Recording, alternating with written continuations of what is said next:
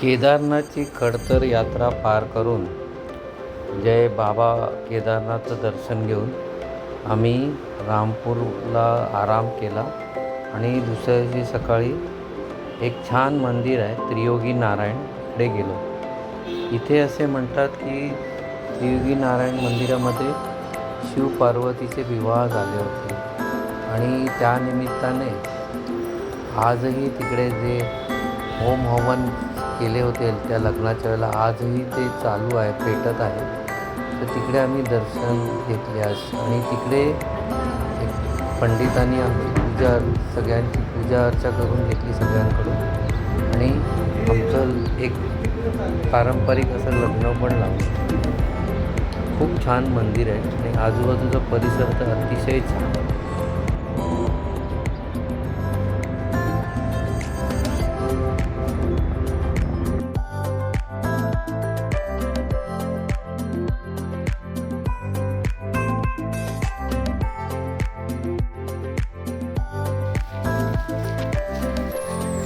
अरे बाप, 7-8 डोंगर आहेत लाईनीमध्ये. या बाजूला केदारनाथ आहे आणि इथे 7-8 डोंगर आहेत असे लाईनीत.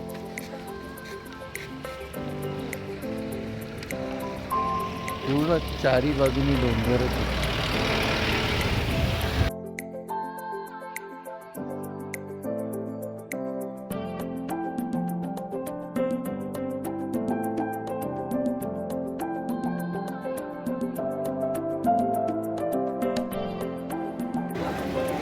हा संपूर्ण त्रियोगी नारायण मंदिराचे परिसर आहे.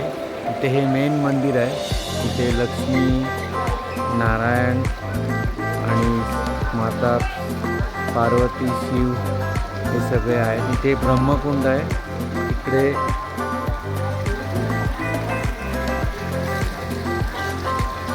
इथे विष्णुकुंड आहे आणि तिकडे सरस्वती कुंड आहे. असे वेगवेगळे कुंड आहेत आणि इथे जो मंडप घातला आहे तिथे शिव आणि पार्वतीचे लग्न झाले होते. तिथे आमचे पण पंडितांनी पुन्हा लग्न लावले. मी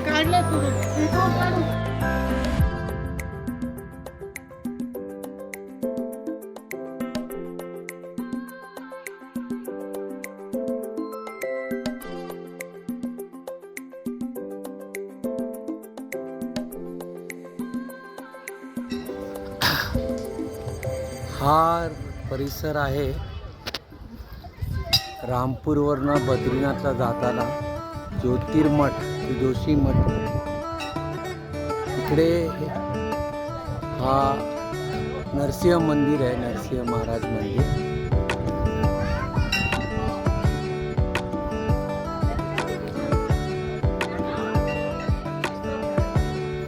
हे आहे ॲप्रिकॉटचं झाड.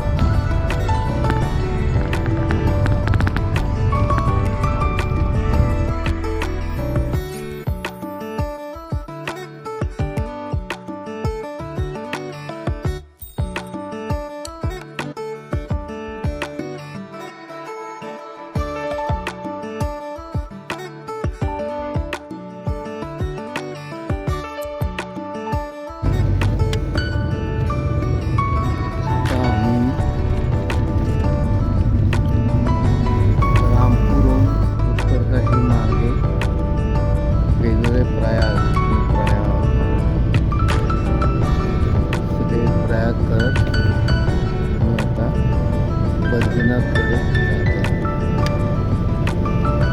जाताना दृश्य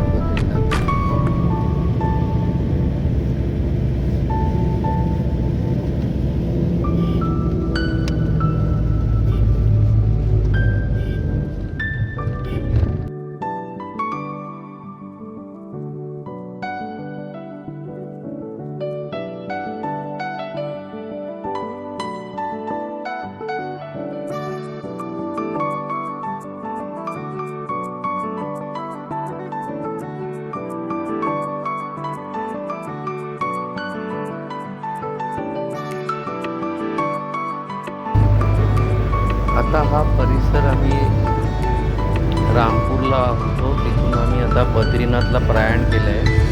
बद्रीनाथवरील रस्ता खूप खडकांनी भरलेला आहे, खडकाळ डोंगर आहे, जरासुद्धा हिरवळ नाही आहे. आता पाऊस नसल्यामुळे असेल पण खूप खडकं होती.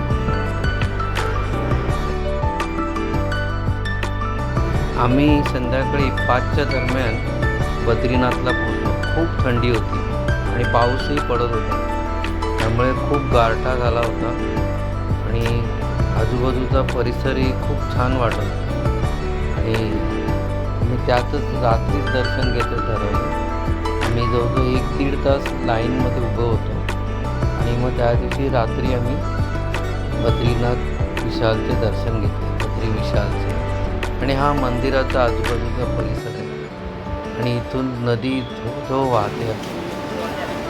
इथून या ब्रिजवरनं मंदिराच्या पाशी जाते. ही हा तो अलकनंदा नदी खूप डोंगरात येते आणि मंदिराच्या बाजूने तशी जाऊन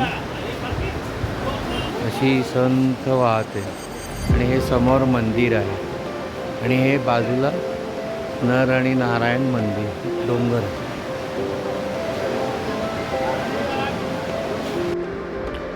आम्ही बद्रीनाथ येथे सर्व सदस्यांनी, ग्रुपमधील सदस्यांनी विधिवत पूजा केली. खूप बरे वाटले.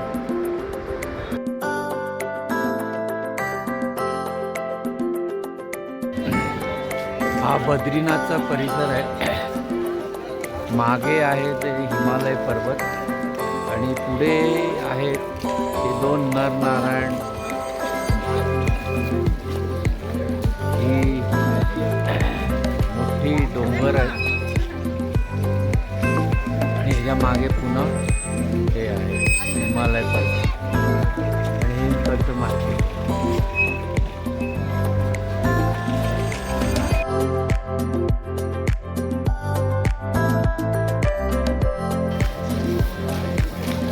बद्रीनाथला ह्या पूर्ण पर्वत रांगा आहे आजूबाजूच्या. हे सर्व हिमालय पर्वत, डोंगर, दरी. कोणाला नाही दाखवत व्हिडिओ, किती कोणाला दाखवतो.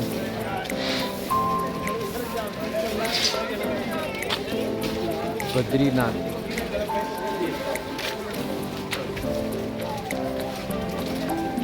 हा बघा, महाकाय डोंगर. इथे दिवाळीनंतर कोणी राहत नाही, सगळे आपापल्या दुसऱ्या घरी जातात.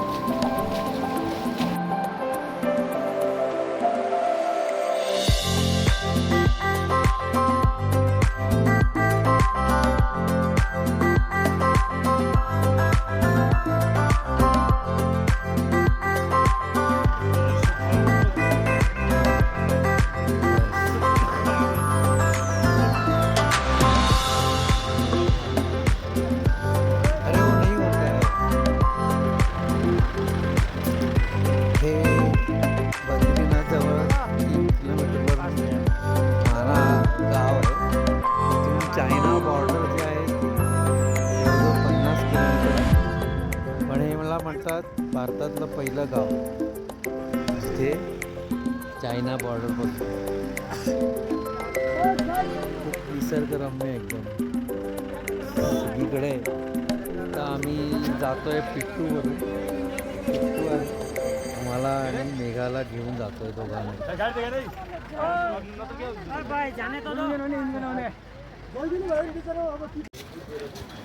हेच ते महानागाव.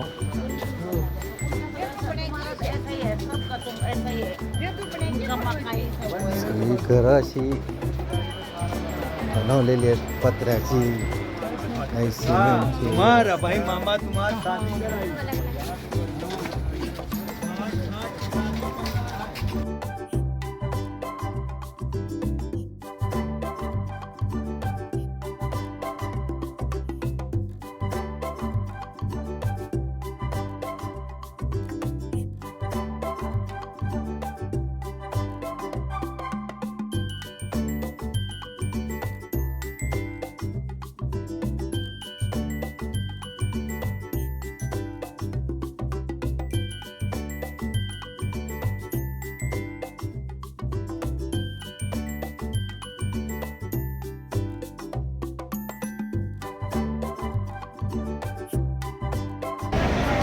हे सरस्वती देवीचे मंदिर आहे, सरस्वती नदीचे मंदिर आहे.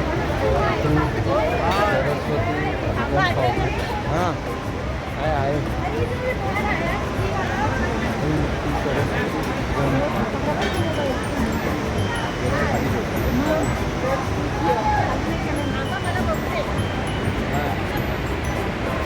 पुढे काय होतं.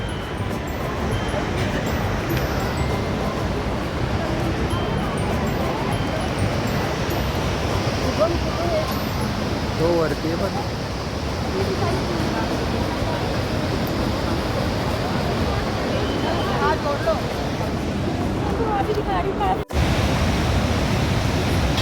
सरस्वतीचा उगम आहे, सरस्वती नदी एवढा मोठा आहे. इथून असे खाली वाहत आहे आणि इथून ते सरस्वतीचे मंदिर आहे.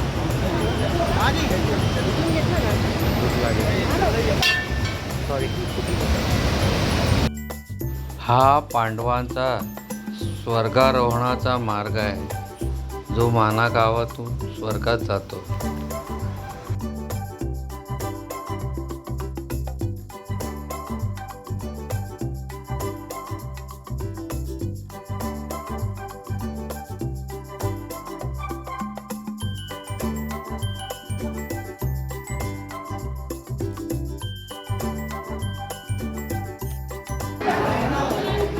हा कर्णप्रयाग संगम आहे, जिथे नंदाकिनी आणि इथून अलकनंदा येते आणि इथून नंदाकिनी येते. त्यांचा संगम आहे. इथे संगम आहे.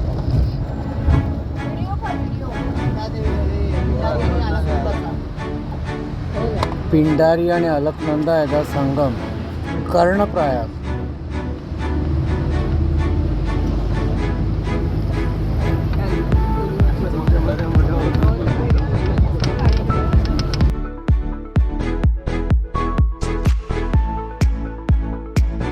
आता आम्ही देवप्रयागला आहोत.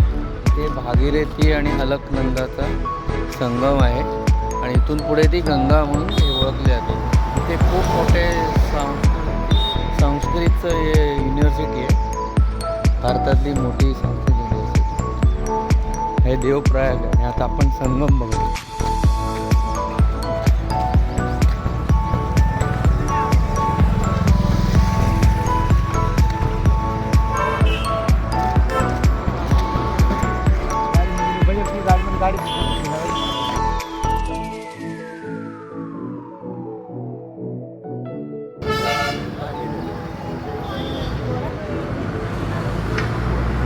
ही अलकनंदा आणि भागीरथी नदीचा संगम आहे आणि इथून पुढे ती गंगा म्हणून ओळखली जाते.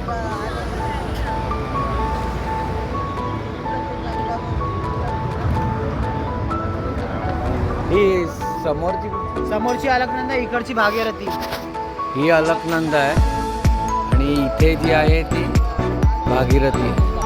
अलकनंदा समोरची भागीरथी, ही अलकनंदा आणि ही भागीरथी आणि इथून पुढे ते गंगा म्हणून सगळीकडे.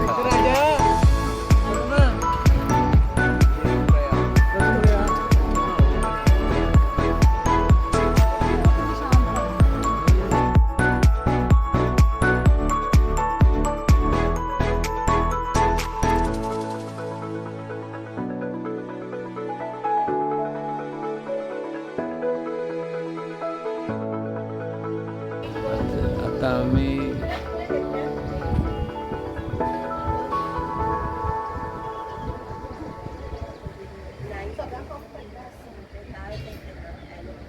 हा रस्ता आहे देवप्रयागवरून, श्रीकोटवरून ऋषिकेशला जाताना. एकदम डोंगरावरती आहे, टोकावर.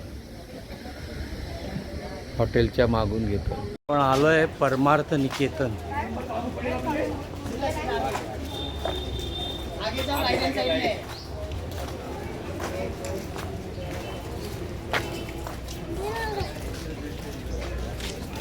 सबसे पहले आप लोगों से मेरा परिचय है. मेरा नाम यशपाल है.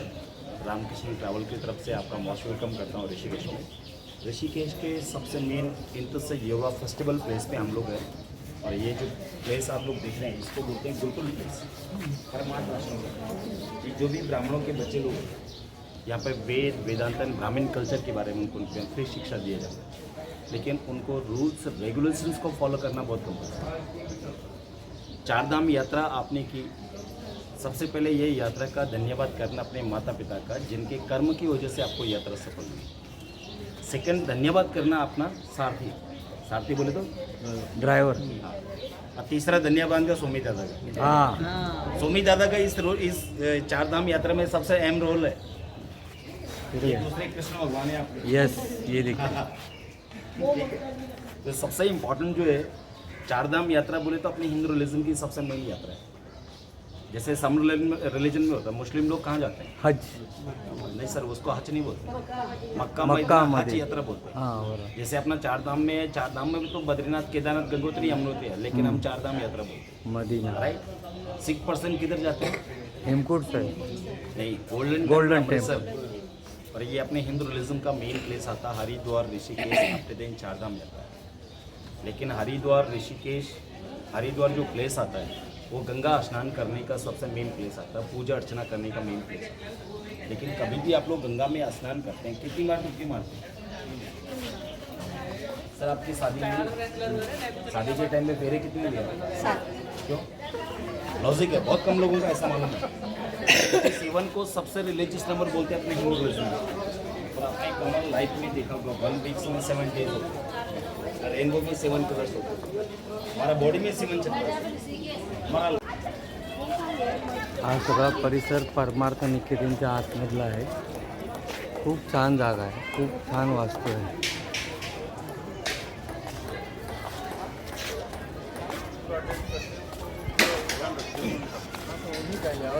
है ना?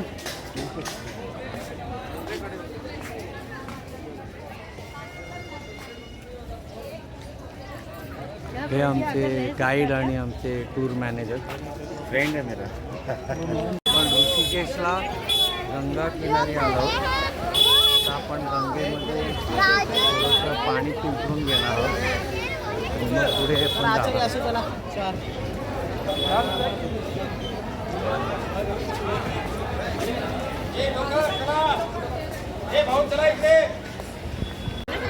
हे गंगा किनारा आहे.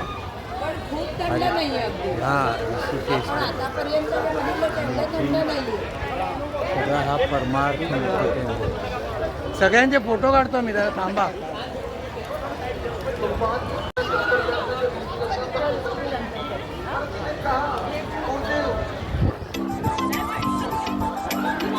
जास्त थंड नाहीये पाणी.